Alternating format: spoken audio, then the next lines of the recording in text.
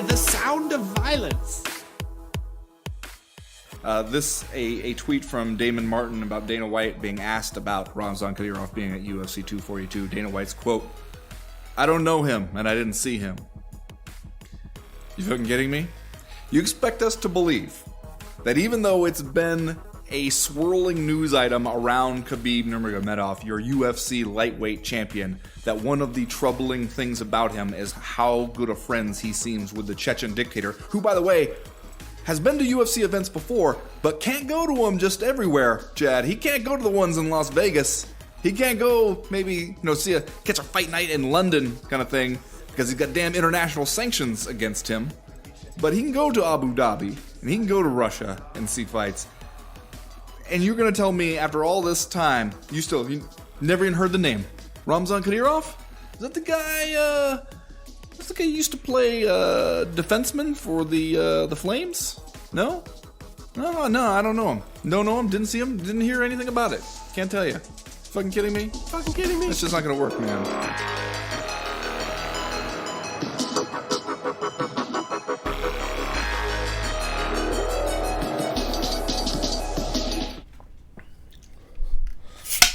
What up, everybody, and welcome back to yet another Sound of Violence podcast. We are an MMA podcast to let you know the MMA podcast you should catch, skip, and can't miss each week, as well as we try and check out a new show. I am Pulver, and I am here yet again with my co-host, Chris Madaffer. What up, dude? What up? All is well. Indeed. It's hot as fuck right now, but I have air conditioning because I'm not at my house. I'm dog sitting, so this is great. Yeah, it's hot as fuck down here in San Diego. I think it's like 90 something where you're at, and it's in, I think it's in the 90s here. I think it's supposed to hit 97 at some point during the show. And I don't have air conditioning because my air conditioner is loud as fuck, so that'll be interesting. But since we're finally not doing it's almost a morning show. We're starting this at, it's supposed to be noon, but I think we're actually starting this around 12:30 Pacific. So about 2 hours before these fights kick off.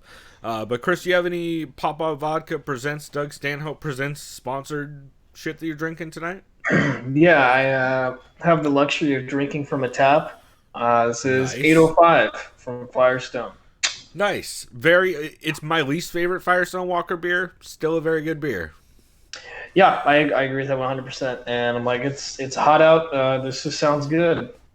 Yeah. Speaking of it being hot out, I have a beer that is not necessarily the first crisp and refreshing beer you'd think of when you think of it being 90 degrees, but it is goddamn pumpkin season, bitches. And as Bill Welker on MMA on the Rocks said this week, there's a bunch of pumpkin phobes out there that need to set the record straight. I'm drinking pumpkin ale from Dogfish Head, which I haven't had in probably a decade, I feel like.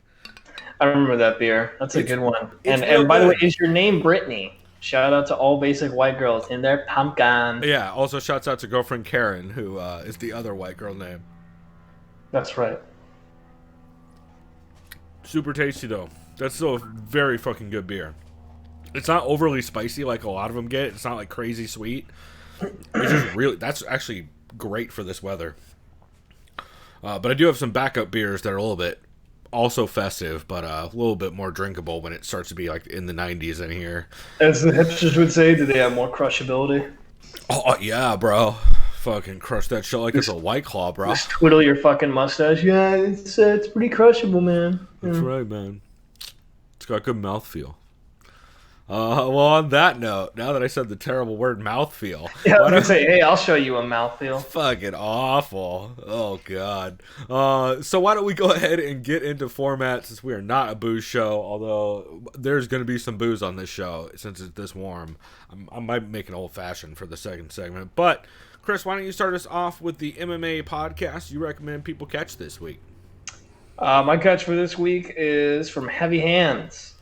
Really good episode. And Phil McKenzie. The cold open was solid.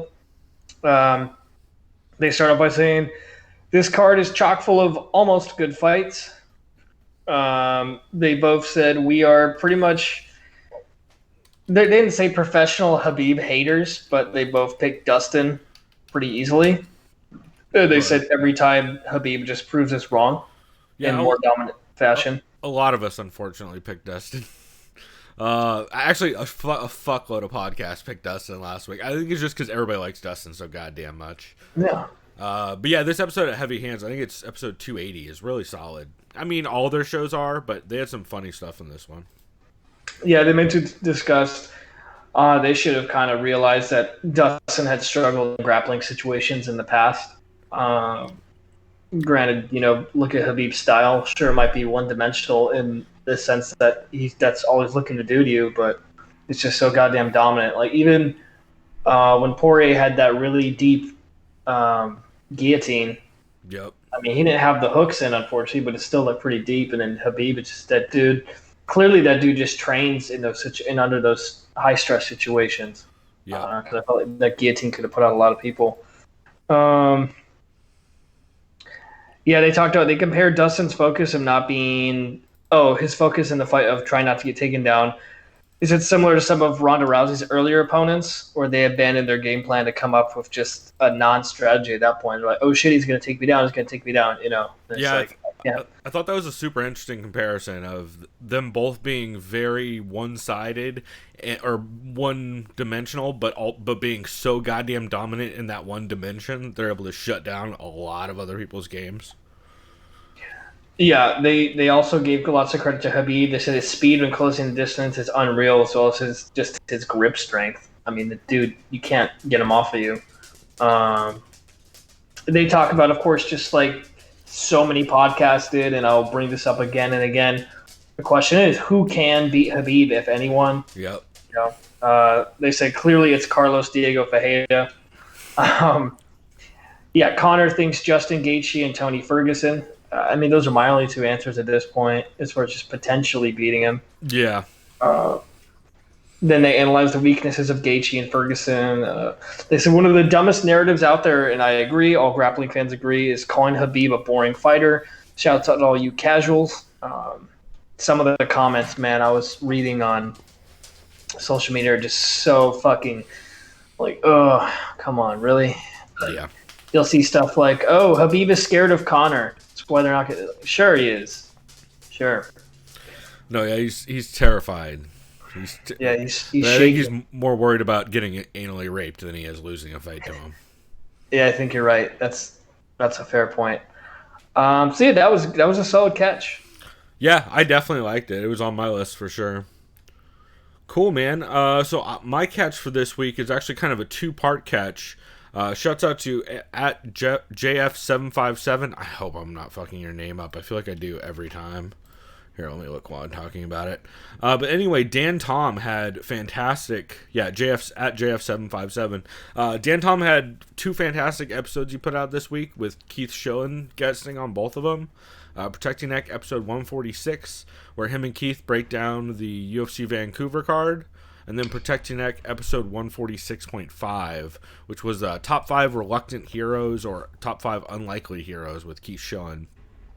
Yeah, I actually caught, I think, the first one, the one with the breakdown. Yeah, it was good, right? Yeah, I was driving when I was listening to it, mostly at work. So I kind of really couldn't take notes, but it was solid, though. They were, I just thought it was a good, solid episode. Yeah, I really enjoyed it. They talk a bit about how Keith first got into MMA by watching UFC 6 when he was super young. And then essentially a lot of talk about Khabib's dominance and how hard everyone was pulling for Poirier. And then they talk a bit about who they think could be potentially good matchups for Khabib down the road. I've heard a couple people mention Gregor Gillespie. I think everyone's jumping the fucking gun a ton on that one. Yeah, pump the brakes a tiny bit. I like Gregor. His dude has not wrestling and control anywhere near the level of competition of exactly any of these dudes to be talking like that yet. So I love Gregor. I think he's great. But that reminds me too. Let me look it up on Twitter. Gregor Gillespie has said time and time again, I never call people out, but he finally did. Who did he call out? Menace and the Man talked about this because it was also awful. He tweeted out a picture of a fucking dinosaur. Who was it? I can't remember off the top of my head. Let me see. Menace and the Man talked a bunch about it. It was. Oh, he wants to fight Paul Felder. That's right. Okay. He's been calling out a couple people. It's like, I guess. Fucking Gregor Gillespie on social media. Oh boy. Yeah, but Protecting Neck was really solid. Very good breakdowns. They actually were leaning the same way on a lot of fights, which was interesting because a lot of these fights, the lines are pretty close. But I feel like a lot of people are going to have the same read on a lot of them. But I really like that. And then the top 5 Reluctant Heroes was a really fun episode. Of course, Dan Tom always does those as inspired by the podcast, The Film Vault, with Anderson Cowan and Brian Bishop, Paul Bryan, from the Adam Carolla Show. And they're just very good episodes. It's a lot of older fighters. You hear names like Chemo and Steve Jenham, Sakuraba, Mark Kerr, a lot of talk like that. So it's a cool. I think Kevin Randleman may have come up at some point. It's a cool episode, and especially if you're not as well versed. Oh my God, there's literally construction that started right as we started the show. Awesome. Excuse me. But yeah, if you're not really super well versed in older MMA and especially the earlier years, it's definitely a fun one to go back and listen to. A lot of names that you don't hear a lot on other shows, and I really enjoyed it. Yeah, I remember. Maybe I did hear part of that one too. They were talking about a fight with Tank Abbott, someone else. I don't know. Maybe I'm just. I can't remember which Tank Abbott fight they were talking about. Yeah. Oh no! It was the tournament with Tank Abbott and Oleg Taktarov. Yes, yeah, because I said the actor guy. I was thinking, oh yeah, he was like in Predators, one of the Predator movies. I always forget he's in Predator. I'm like, wait, what the fuck? Oleg What's funny is I saw that movie a little bit ago. It's still a lame ass movie. It's like it's bad, but it's not like as bad as fuck, yeah. Yeah, it's not as bad as the Predator movie that just came out last year. The Predators movie from 2010 makes the new one look like it makes the 2010 one look like a fucking Oscar winner. That's all I'm gonna say. Like, just don't even waste your time. But I remember even Mahershala Ali, who's a fucking 2-time Oscar-winning actor already now in the past like 5 years, was in that movie too. It's like, oh yeah, you got to start somewhere, right? Yeah. So it's just kind of a trip scene. I was like, oh, an Oscar winner. Oh wait, but this movie's like almost 10 years old. For sure. Yeah, it's definitely. It's interesting. That dude shows up in a lot of movies. We're like, what the fuck who booked Oleg for this shit? Dude barely speaks English. But I know that's how it is with like Tate Fletcher and other MMA guys. I know Tate Fletcher was in Westworld. He's been in a couple movies. Yeah, Frank Shamrock. Keith Jardine, of course. Or not Shamrock. Frank Trigg has done a lot of stunt work too.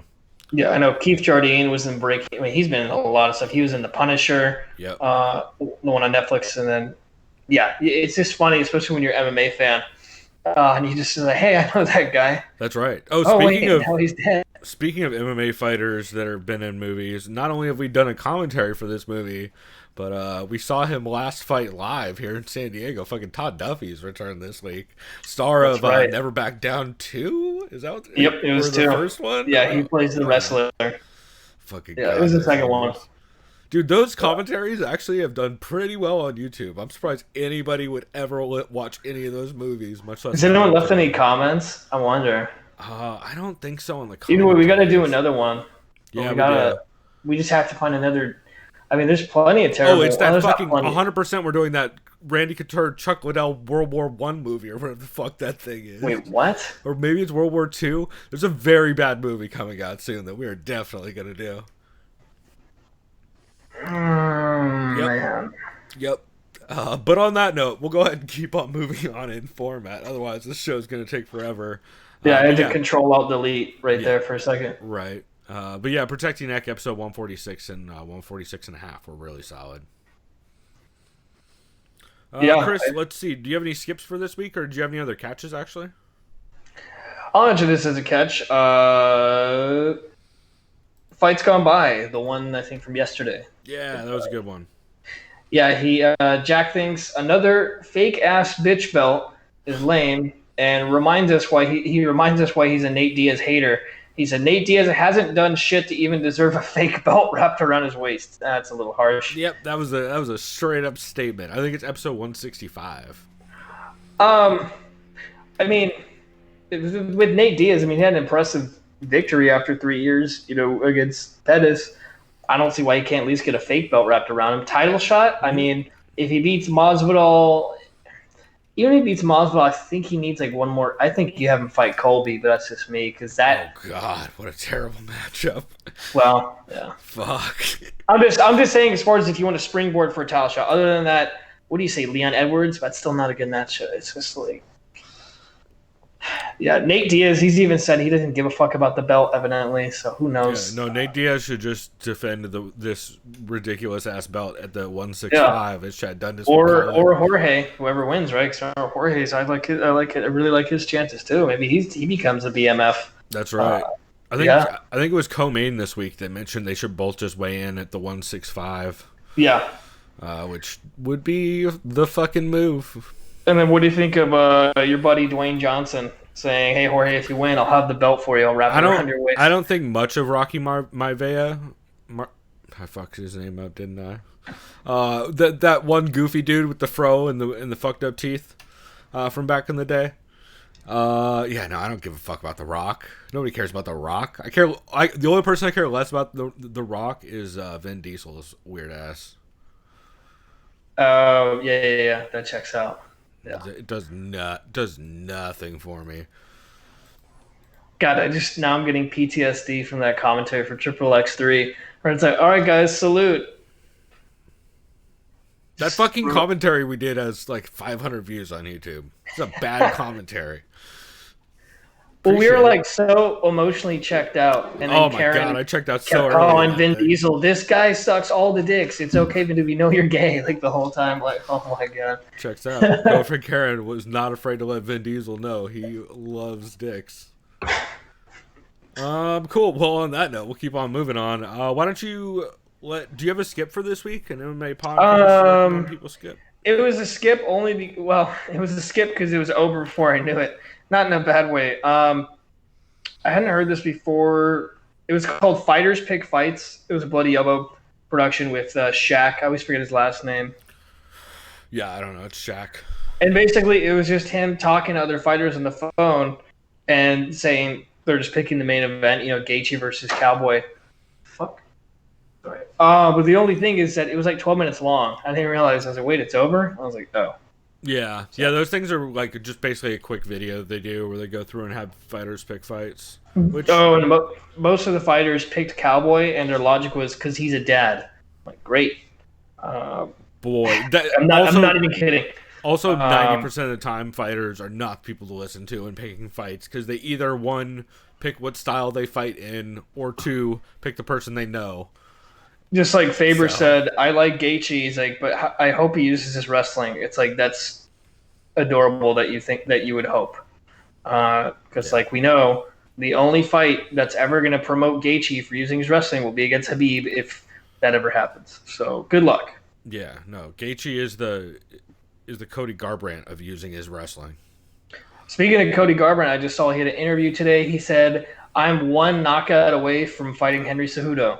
Well, that could be true. I mean, it could be just because the UFC was promoting the fuck out of him. I mean, he's been knocked out 3 fights in a row, but I don't know. No, I meant like, I'm not even gonna make that joke. It was no, go for it. We've already made so many terrible jokes. I mean, God. Cody's one knockout away from fighting Exorcism from the UFC. So yeah. That whole division is so fucked up. That's why I hate the double champ shit, dude. Like, fuck off. It's real dumb. Oh, like, dude, I already know they're gonna do.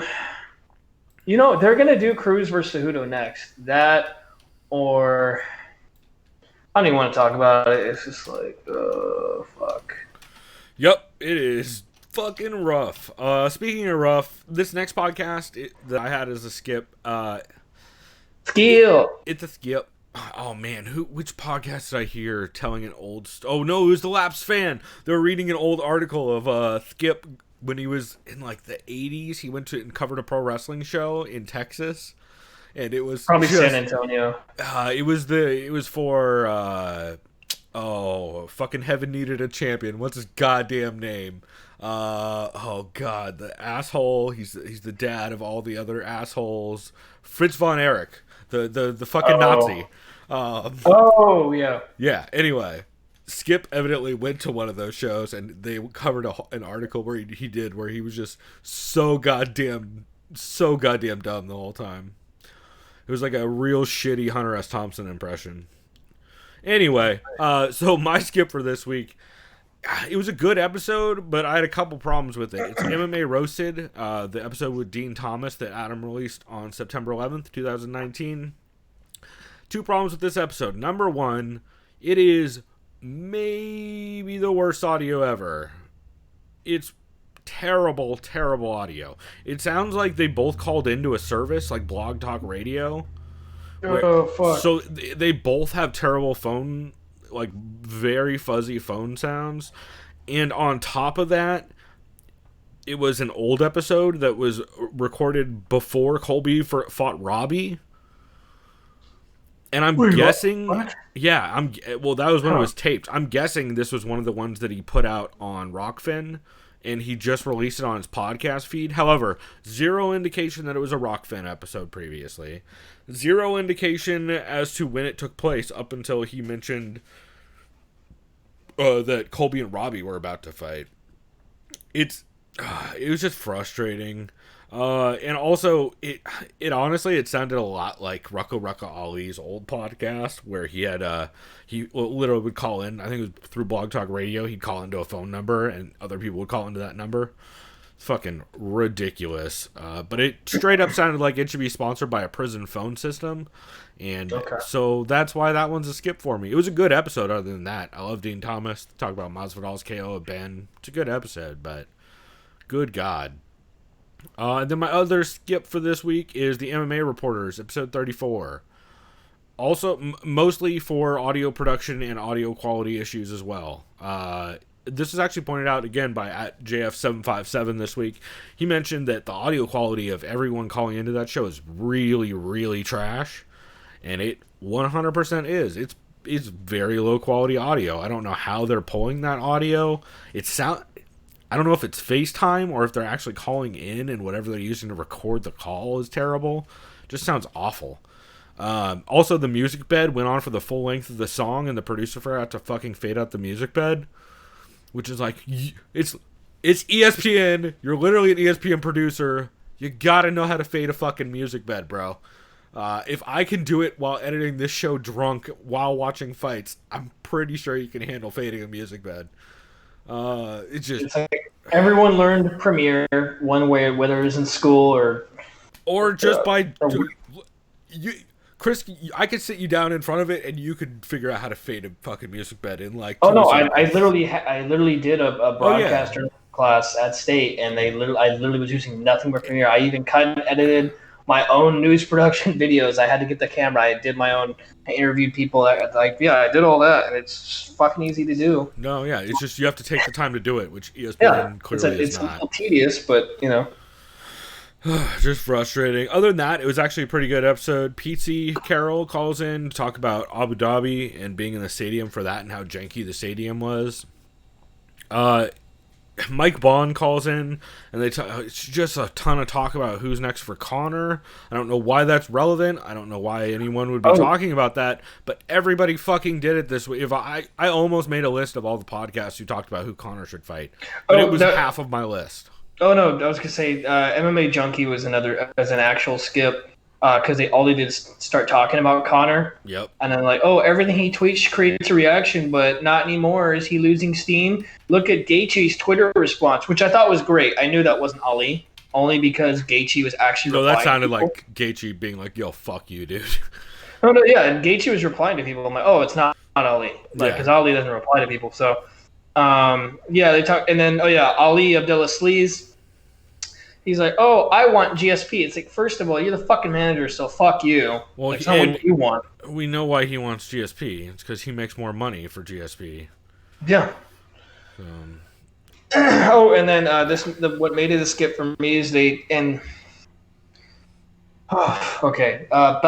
I've given my thoughts on. Jesus Christ, that I'm so glad I didn't watch the fights last week. To be fair, there were some great fights, but that fucking main event was not fun. And then I made the mistake of watching the post-limbs when I saw a dude's whole shit get broke. That wasn't fun. So the reason why I had to take a mental break, I literally had to turn it off. I'm like, dude, this is fucking stupid. They're like, Scott Coker wants to promote a fight, and this is how I'm describing it because I don't want to say their names, between an attention whore BJJ savant against a shithead narcissistic YouTuber. Like, no one wants to see that. Fuck you, Scott Coker. Yeah. So, and if that ever does happen, I am definitely cheering for the BJJ douchebag. Oh boy, that's a dark road to go down. Well, if you've seen what the YouTuber is all about, it's pretty easy. I'm cheering for Gordon Ryan or Gary Tonin to make a run in and fuck them both up at the same time. I agree with that. Anyway, yeah, Mike Bond called in. It's a lot of fucking Connor talk. He did mention that Uriah went to Fortis MMA. Uriah Hall went to Fortis MMA in the last 6 months. Ooh, which I didn't know, but that's a fucking great move for him, and we will talk more about that later when we do the breakdown, but super interesting. Let's see, some other things of note. Oh, Mark Ramondi called in, and then it just went so goddamn... Well, the problem is Ariel knows Mark Ramondi likes pro wrestling. And so Ariel thinks this is an excuse to always talk about pro wrestling, even when it looks like... Oh, my God. Even when it looks like he's completely off the rails. Ariel just kept whining that the BMF belt shouldn't be made by the UFC because when the NWO took the title and they spray painted it, the promotion didn't make it. They took their own fucking... Just like, what? Why is he covering MMA? This is why you need someone like a Stephen A. Smith to just be like this. You're wrong, Ariel, and here's why. Just like he does every time to Max Kellerman. He's just like this dude. 100%. Oh boy, just super frustrating. But what are you gonna do? That's why it was a skip. It was honestly more skip because of the audio quality and all that than anything. But also shouts to Art Bell in the chat who said I looked like Adam Martin with the beard of Mr. MMA Hour himself. Which I look like a very drunk and disgruntled version of those two at best. But I appreciate it, brah. And we've been talking to him about some podcasts lately because he was actually one of the guys who's been super frustrated with Ariel's shows as of late because they are just fucking so guest dependent, and even then he tanks the episode by just focusing on weird details and storylines that narratives he's trying to make. Drives me nuts. But anyway, that was my catch for this week. Or, sorry, not catch, skip. Don't catch that show. So let's see, Chris, did you have any can't miss episodes this week? Yeah, for me it was the co-main event podcast. Episode 371, me as well. They talked about Bellator, and my notes for that was just LOL. Do pay-per-view buys matter anymore in the UFC? I don't know. I mean, I saw, what was that stat? About like 26 million Russian views for the main event last week, which is insane. Which makes them zero money. So. It's insane because it also it makes them zero money. It's like, way to go, Dana. But then again, it's Russia, so take that as you will. Right. And also, that just proves too where Habib those numbers are coming from, too. Yeah, right. It's probably a little influence, but that just proves too that Habib is probably the, I guess, second biggest name in the game. I don't know. I mean, Connor's doing a great job at diminishing his own name, so there's that. They talk about briefly UFC 244. They said it's refreshing to have a main event of a pay-per-view not be a title fight because how many of those shitty posters we have to see with some belt on it? I'm like, yeah, that's a good point, but then again, they're probably still going to fuck this poster up.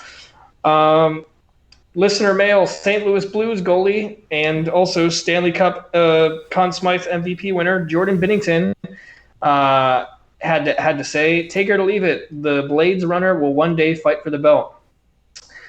And then Chad says, I think Curtis Blades will be the champ at one point because people forget he's only 28. And see, I forgot about that too. I was like, wow, that's insane. Yeah, especially how good he is and how much he's improving. Yeah, I remember last week when we were watching the fights, I felt bad for my brother, and he took that parlay. I was like, oh, sorry, Kyle. I literally forgot you actually took Arbach in that fight. And I remember we were just kind of making fun of like, here it comes, Kyle. Yeah.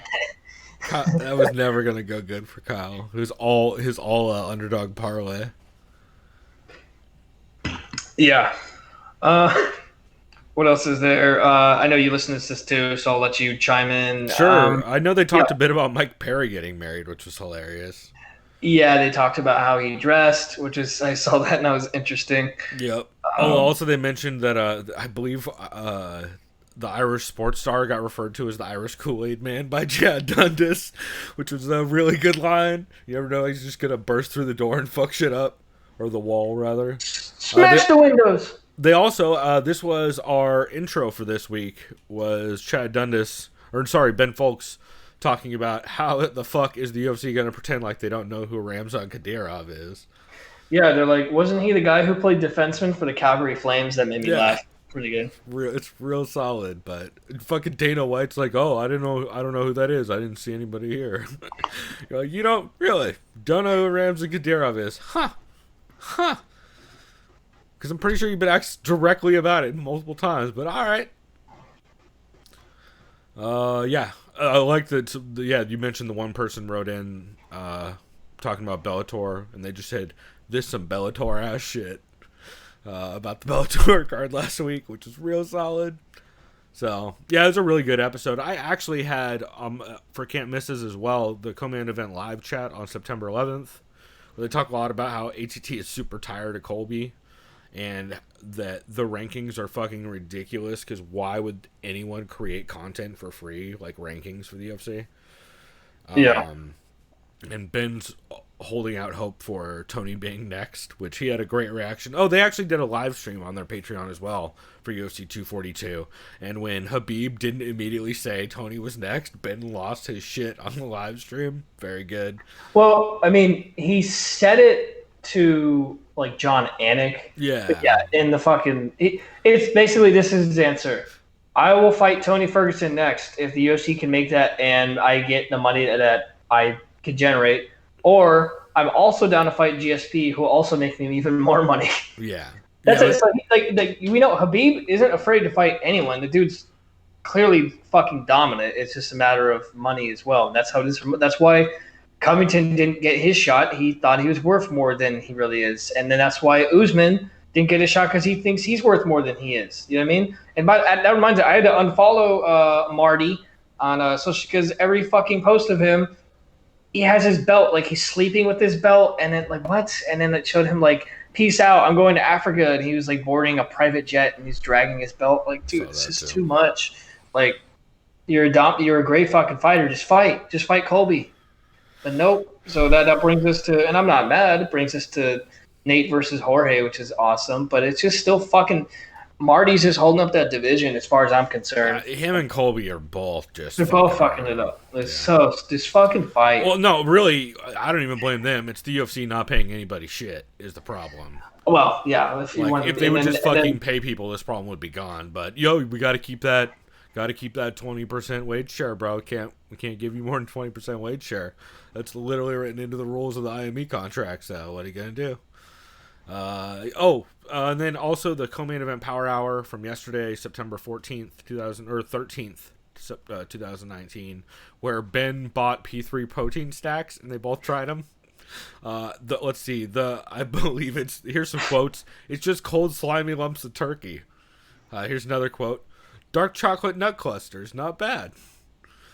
Pretty solid. They were not fans of the turkey. It was pretty good. A lot of talk on that also about who immediate inductees to the BMF class are, which is a great fucking list. And then they did their power rankings for the week, which was stuff like Todd Duffy being out 4 years and not wanting to talk about it, but also being pissed if you don't know why he's been out for 4 years. Let's see. They talk about Jorge saying Colby stiffed a coach. They talk about Gaethje's eye. Yep. And they talk about Cowboy's sweet red snakeskin vest. Yeah, I saw. I love his. Let me see his caption. Let me look at it. Because he's a. I know he's not too much of a video game guy. Like, he's aware of video games. What did he say?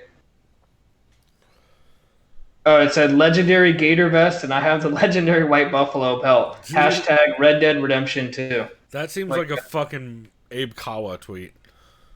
Well, no, this is just like as a post. No. If you follow Cowboy. Oh, it was Cowboy. Oh, right. Yeah. Yeah. I Well, know. because too, like when he had that one vest, like that buffalo vest or whatever, that big ass coat he had. Yeah. I Or remember those guys are like, it was when Red Dead came out, and he's like, "Hey, everyone's calling you Arthur Morgan or something like that." And he's like, "Yeah, I'm aware of that." Checks out. People were photoshopping him onto a lot of Red Dead covers. Oh and stuff, yeah. too. I mean, if Pretty they ever great. make just any western, just have Cowboy as just one of the fucking goons or Just Cowboy. put him in a goddamn a Yeah, Rockstar he game, he regardless. looks the part. Yeah. Yeah, any Rockstar game he could be in. He could have definitely known Trevor in GTA 5. Yeah. 100%. Like, he definitely could have just been riding dirt bikes in the desert with Trevor. That's absolutely possible. Would have known his fucking Juggalo friends and whatnot. Oh yeah, what was it? Fucking Wade or Dwayne? That game or is something. so fucking, so goddamn ridiculous. Cool, man. Well, yeah, that's what I had. Oh, do you have any new shows that you took a look at this week? For me, it was technically that the fighters pick fights with Shaquille, but I didn't know it was only 12 minutes long, so that was fun. Yeah, I mean it's good for what it is, but it's definitely it's hard for me to really consider anything under like 16 minutes a podcast. Like they're like right on that edge.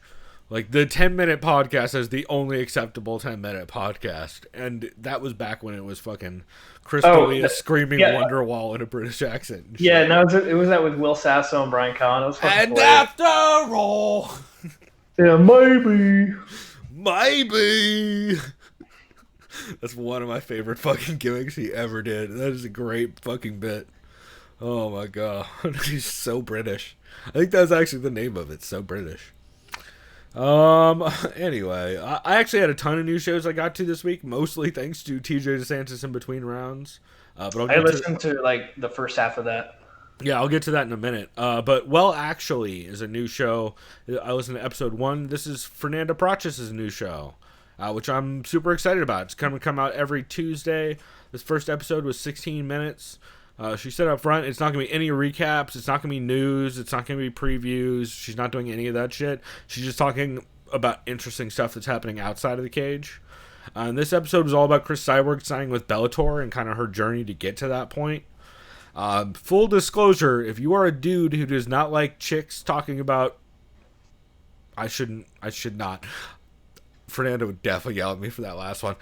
If you are a guy who gets really angry, or who gets all uppity when women talk about women's rights and talk about women being mistreated and kind of stands out and is very like outwardly spoken about that kind of shit, definitely not your podcast, brah.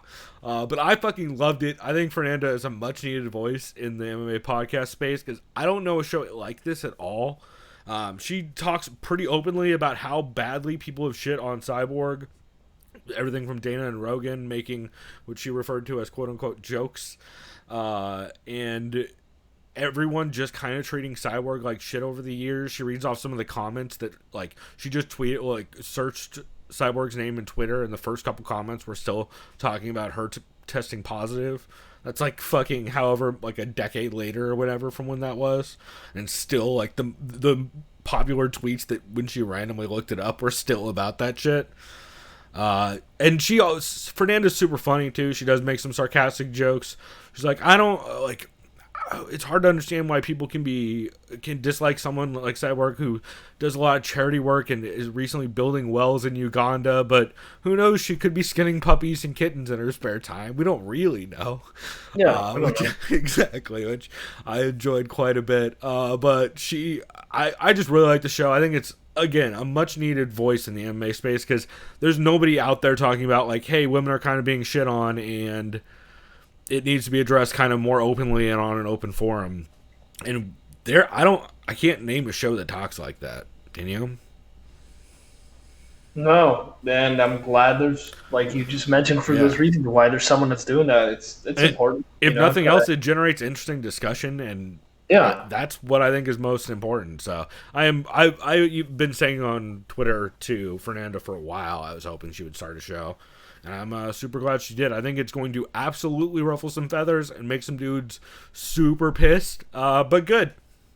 I think it's good for the sport, and it's good for the community as a whole to have someone out there saying that shit into a microphone and starting that discussion. So No, I agree big ups to 100%. her. And people who are offended by that, as what are they called? Snowflake or a soy boy? What the fuck's the term? Right. Ironically, that's what they yell at everybody. Yeah, right. Yeah. So I don't know. I'm just excited to see where that show grows and see kind of. I have a feeling there's going to be some fun back and forth between her and some of the comment sections on that show. And I'm excited to see her just bury people. I think somebody like G from State Farm, Gina, I think she would be great as like someone to contribute to that show every once in a while. Because she is also someone who's out there just dunking on idiot dudes. So I appreciate it quite a bit. Some other shows I listen to, like I said, TJ DeSantis has relaunched Between Rounds Radio. And you guys, by the way, you don't have to be subscribed to his Patreon anymore to get the episodes. You can now subscribe to Between Rounds Radio on, I think, most places where you listen to podcasts. I know Spreaker has it, a lot of other places. And it's just the same shows, except there's ads in it.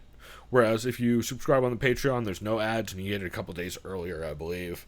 But he has launched a ton of new shows this week. 3 of the ones that I have gotten to, which there are more, I just haven't gotten to all of them. TJ and RJ episode 1, that's not the actual name of the show because they don't have a name yet. They're still trying to figure it out. It's, what do they call it? The only MMA radio show with no vowels. Because their names are TJ and RJ. They had a bunch of the alphabet soup of MMA, I believe is another line TJ came up with. It's really interesting. It's a lot of talk about how RJ first got into MMA back at going to UFC 34 back in the day. Talk a lot about bad judging. Why somewhere like Contender Series is the perfect place to test open scoring, which I thought was a really interesting point. And they talk about the differences between podcasts and radio, which is funny because RJ Clifford is, of course, one of those guys from terrestrial radio and from Sirius XM. And TJ Santis is, of course, a guy who started on terrestrial radio and then quickly realized it's a goddamn shit show. And luckily got a job with Sherdog and moved over to the podcast space. But it's really funny hearing old radio dudes talk about the difference between podcasts and radio. So like, well, you gotta, there's the odds are someone's gonna you have 4 to 7 minutes to get someone to listen to your show. So you have to do a lot of teasing before breaks, and you got to come back. You got to say I'm gonna say something playfully racist when we come back, shit like that. And TJ's like, yeah, that's. I bet most of your audience isn't listening live, and you just don't know it because they don't tell you the numbers. So it's some interesting discussion on that for sure. So that show will be fun, and I have a feeling the banter between them is going to be pretty good. So MMA Stories, The Good, the Bad, and the Bizarre with Monty Cox and Jeremy Horn was another episode, or another new show TJ started. This one I am extremely excited for. So, of course, Monty Cox, the old promoter and manager from fucking managing and promoting goddamn everybody back in the day, pretty much all of Militich and a ton of other people. And then Jeremy Horn, of course, former UFC fighter and all-around bad motherfucker. They talk a lot about how Jeremy first got into MMA and how Monty first got into promoting. Talking about, like, getting booked on the MARS card for like $150, and like Monty Cox starting out at the Quad City Times and learning about MMA by doing a story on it and just running into Pat Militich. Some crazy old school stories. Talk about how there were no commissions and the law just kind of treated them like carnies. They're like, just don't tell us what you're doing because we don't want to know. So it's some crazy stories about like wild shows where people were getting finished with headbutts and just all kinds of just straight chaos and sketchy dealings. That show is going to be fucking fantastic. If you are at all interested in the early days of MMA and the NHB days, if you will, that show is going to be fucking great. I'm super excited to see where that goes. Because Monty and Jeremy are already pretty entertaining, but they have some of the craziest stories ever because they've been around for everything. So, should be pretty great. Nice, man. Yeah, a lot of that sounds interesting, and I know this TJ DeSantis is probably just the bona fide producer, the go-to guy, just Yeah. for just In my opinion, hands down, the best consistently producer. good content. So, I mean, Nobody- if I was an MMA yeah. fighter, I'd want to link up with him for sure. Absolutely. I mean, nobody does imaging and just overall quality, like audio quality production. Dude runs a tight ass ship, and he is way ahead of the curve. Name a fucking podcast that'll hit the goddamn post coming in and out. It's pretty much us and him and like 2 other shows that do it out of habit. It is fucking ridiculous. And even then, I don't hit the post half the time since I don't actually have the live feed running to my. It's not important, but yeah, it's fucking. Yeah, let me see. Level Change podcast was pretty solid with Wookie and Steffi. I didn't catch that one this week. They said, they were reading Ali Abdullah Sleaze's thoughts on Irish sports star being a sour girlfriend who can't get what she wants. Right. They said it's going to come down to the fighters who move the needle. Tony is a dangerous fighter who does not move the needle, at least at this time. They really want Khabib versus Tony at UFC 245 in December. I want that too. I know Tony says he wants that. Let's fucking do it. They love the idea of Poirier versus McGregor too, but they don't think the UFC has the balls to do it. Yeah, probably not. Yeah. And then they said, well, for all those hoping to see McNuggets come back, let's see how his legal problems get addressed and squared away first, shall we? So it's like, yeah, no shit. Yup. It's like, why do you think nobody is calling out Conor? Exactly. They said they like the 244 MSG card, except for the Arlovsky versus Rosenstruik fight. And then my last note I had is they think Jan Blachowicz is a terrible matchup for Jacare. So we'll see, which is interesting too, that fight is on that card as well. So Yeah, it's gonna be interesting for sure. Cool, man. Yeah, I like that show quite a bit. Let's see some honorable mentions for me. You're Welcome with Colby Covington and Ali Quinta. It's actually going to be our clip for the break coming up. It was actually a really good episode of You're Welcome. Colby says all kinds of inflammatory shit, which I don't know. I'm kind of over it at this point, but it was fine. Like, Chael wasn't overly ridiculous with it, so. It's safe to say he just burned too many bridges with his act, right? Like, him and Jorge aren't boys anymore. I mean, I don't think Jorge's kidding. Yeah. Well, I mean, Colby's just officially gone way over the top. He did mention, though, during the episode that he's pushing for the fight against Usman to be on ESPN. And I think that is the big hang-up in negotiations, because ESPN Plus doesn't get Colby shit because he doesn't get pay-per-view points. Yeah. Because he's not technically the champ. So, if he is on big ESPN, then he gets way more visibility, and he gets the same amount of money. So I'm pretty sure that's the big hang-up right now. And he went out of his way to mention it on Chael's show. So I have a feeling that's a big part of the hang-up. I think they still do that fight next. They'll find a way. I think so, but I think they're going to try and push it on pay-per-view because they need pay-per-views to fill belts to fill pay-per-views. So. I mean, if I'm the one deciding when they should do it, what I would do is you do Khabib and Tony in December, and then just have that title fight as a co-main. Just do Usman and Colby. It's like, who gives a shit? Let's do it. That's fun. Yeah, that's not a bad idea. That's what I would do. And then, of course, you'd get Colby doing his act, whether it's Marty fake Newsman or, he'd probably take some shots at Khabib too, or Tony or any. You know how that's going to go with that guy. So right. Yeah. Let's see. Oh, and then Ali Quinta called in, which the clip that we're going to play is actually from Al talking about how. Well, you guys will hear it, but it's Al. It's Al's inner monologue while watching Donald Cerrone fight 4 weeks after he fought him, which is pretty great. Severe MMA Podcast Premium. They did a career retrospective on Kazushi Sakuraba, which was really goddamn good, as you would expect. I highly recommend it. It's fantastic. I'm a big fan of all Sean's premium content, all of his rewatches. He did a rewatch gold for Fedor versus Mirko Krokop. He also did a rewatch for some of the fights on this card. Really good. Heavy hands we talked about. Fights going by 164. The one at the beginning of the week was very solid as well.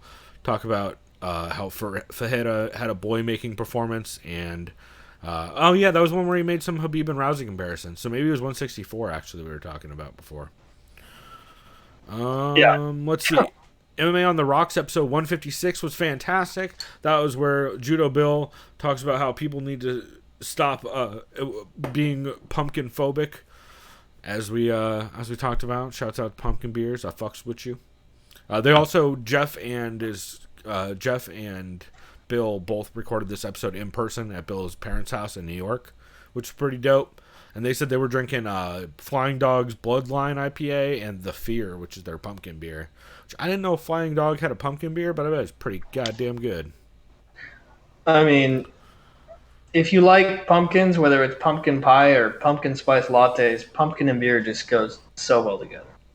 But if you don't like pumpkins, then you're like, fuck that. Yeah. So. Some of them taste like just fucking cinnamon sugar, but yeah, some of them are delicious. Between Rounds Roundtable for UFC on ESPN Plus 16 was good. It was Blake Bowman from Ultimate Fighter 6, Ian Parker from Anakin Florian Podcast, and Ant Walker joined TJ DeSantis. That was a solid one. Unfortunately, for some reason, they do talk a bit about who Connor should fight next. Like, that's at all relevant. But Blake Bowman does use the line, Cerrone can't take down a Christmas tree before January, much less Gaethje. So, I liked that quite a bit. That's pretty good. Weekly Scraps, episode 39. That's Aljamain Sterling's podcast. He had a solid breakdown of UFC Vancouver and a recap of UFC 242. That was a solid one. Menace and the Man, episode 46 was really good. Dennis Bermudez mentions that Gregor actually hit him up to get Chael's number because he heard Chael was talking shit, which is great. Hilarious. Eddie Alvarez calls in. He talks about the Big One finals and coming up in Philly and getting into street fights with his wife back in Philly and how she's the crazy one during fights. Jessie Jess calls in to talk about recovering from the foot injury and her new dogs. She mentioned she's actually offered a fight on the MSG card and they're waiting for the other girl to accept. So that'll be interesting. It'll be good to see her back in there. I like Jessica Rose Clark a lot. It's Jessica Rose Clark, right? I'm not fucking that up. That's right. Okay. Yeah. Because I always have a panic attack. Because I'm so used to hearing her as Jessie Jess. Whenever I say her real name, I feel like I'm talking about the wrong person. The Australian with the cool dog. Loudmouth MMA breakdown of UFC Vancouver was solid with Marcel and Max Friedman. Care Don't Care was solid. This one is mostly something I recommend catching because Eugene is the one person who refuses to question matchups for an accused rapist, which is quite literally what he stated, which good on ya. There's no reason to fucking talk about matchups for an accused rapist. So, yeah, it's definitely something to keep an eye on. Anakin Florian, episode 216 was actually pretty solid. Aljamain Sterling calls in later. And also, of course, Longo and Ian Parker. And then there's a fight companion for the card last weekend. They actually watched a surprising amount of the fights. I was pretty surprised about it. But I would recommend the co-main event live stream over it for sure. Cool, man. Well, that is all I had. That's it for me as well. I don't want to fall asleep. I'm eyeing the coffee machine right now. So that's right. Oh, before we let you go grab coffee and me grab beers, do you have any well-rounded shows you wanted to shout out this week? Fantasy Footballers podcast, but you know me, obviously we're an MMA podcast. I will always try my best to never mention football, but I'm just because you see my eyes glaze over. So. See, remember, I can't see you, so I can hear the tone in your voice. Yeah, you can hear my eyes glaze over? I can hear them glaze over, yeah. But yeah, just a quick shout-out to them. And a shout-out to me because I'm going to win all three of my games tomorrow because I can feel it down in my plums. Well, there you go. The only well-rounded shows I had this week, Joe Rogan Experience, episode 1348 with Bill Burr was real good. They're smoking a cigar during it, and anytime Bill Burr is smoking a cigar and talking about old Comedy Store days, count me the fuck in.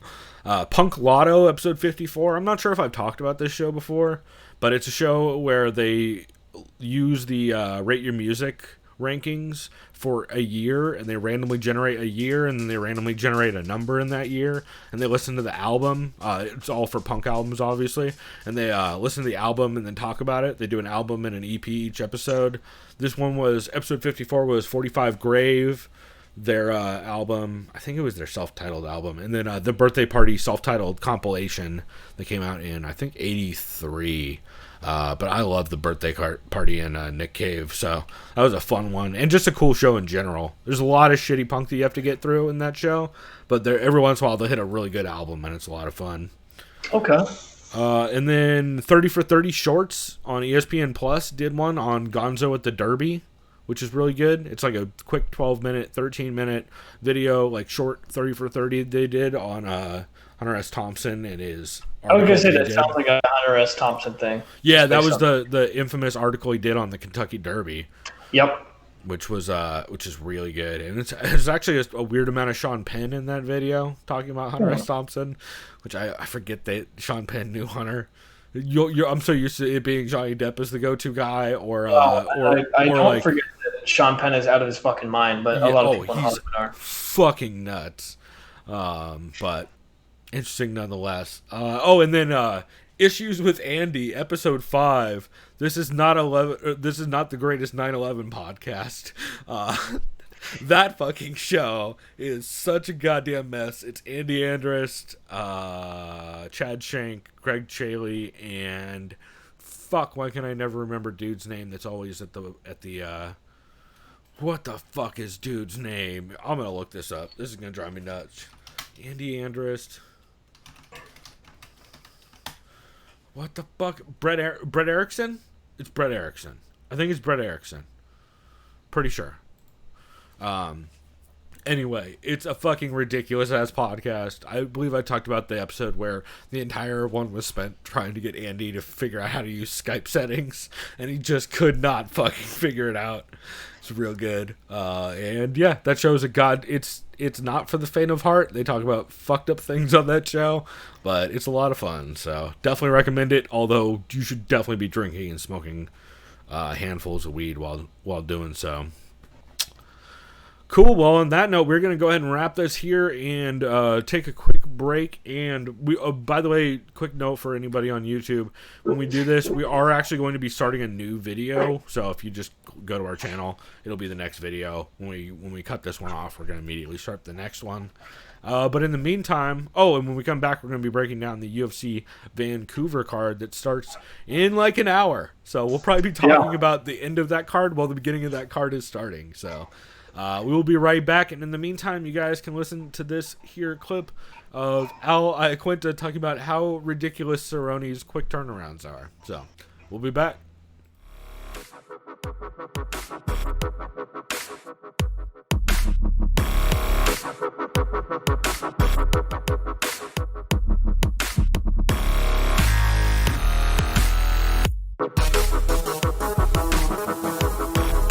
Liked by the sound of violence. Now, I got to ask you, since you brought up Cowboy, he's getting ready to take on Gaethje a number of days. Who do you like there? That's a good fight. I think, Cowboy, you just really don't know. He fights so often, and sometimes it works for him, and sometimes I think it may not. When he fought Ferguson, he had to have still been pretty bad. I think it was 4 weeks maybe after he fought me. I'm watching this fight, and my legs are still banged up like crazy from all the kicks and everything. So I'm like, this motherfucker. I hope that he went into that fight. Not that I hope he went into the fight injured, but for my soul, I hope that he went into that fight with some bumps and bruises. He had to have it. It's like impossible not to. We were clashing shins. I had a bump on my shin for like a month. There's no way that he could have gotten that fight 100%.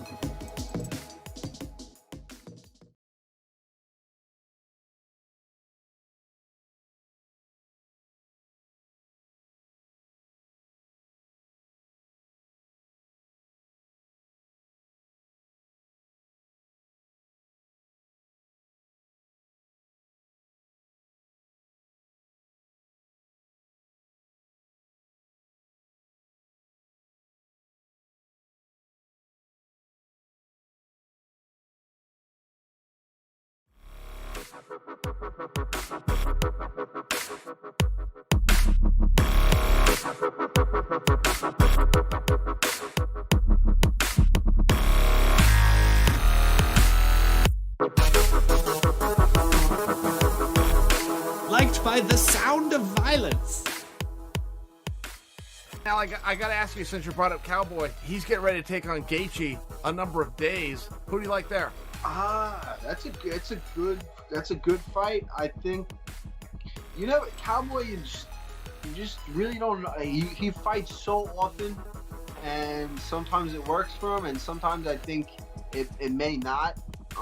When he fought Ferguson, he had to have still been pretty bad. I think it was 4 weeks maybe after he fought me. I'm watching this fight, and my legs are still banged up like crazy from all the kicks and everything. So I'm like, this motherfucker. I hope that he went into that fight. Not that I hope he went into the fight injured, but for my soul, I hope that he went into that fight with some bumps and bruises. He had to have it. It's like impossible not to. We were clashing shins. I had a bump on my shin for like a month. There's no way that he could have gotten that fight 100%.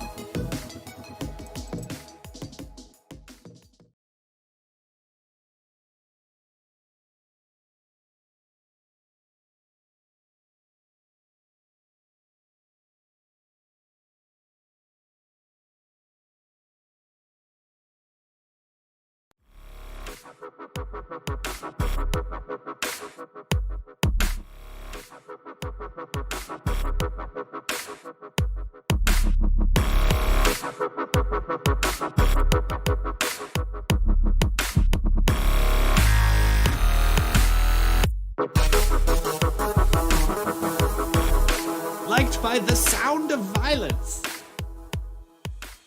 Now, I gotta ask you, since you brought up Cowboy, he's getting ready to take on Gaethje a number of days. Who do you like there?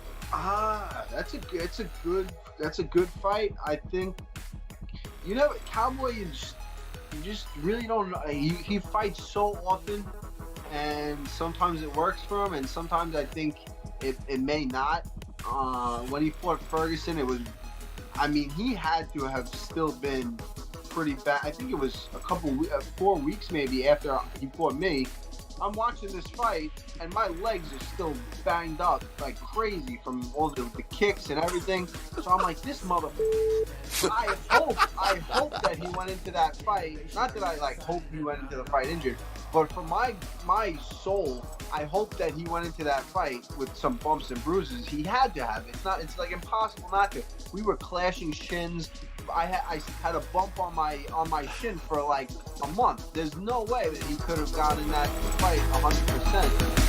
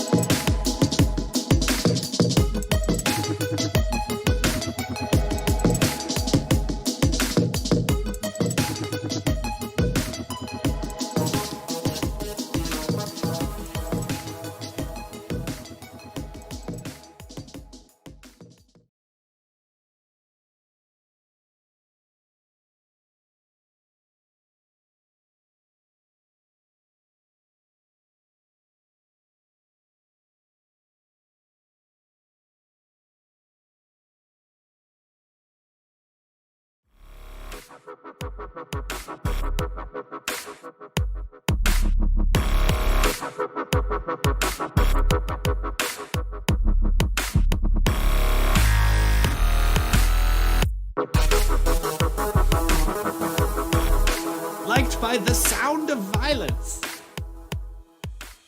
Now, I got to ask you, since you brought up Cowboy, he's getting ready to take on Gaethje a number of days. Who do you like there? It's a good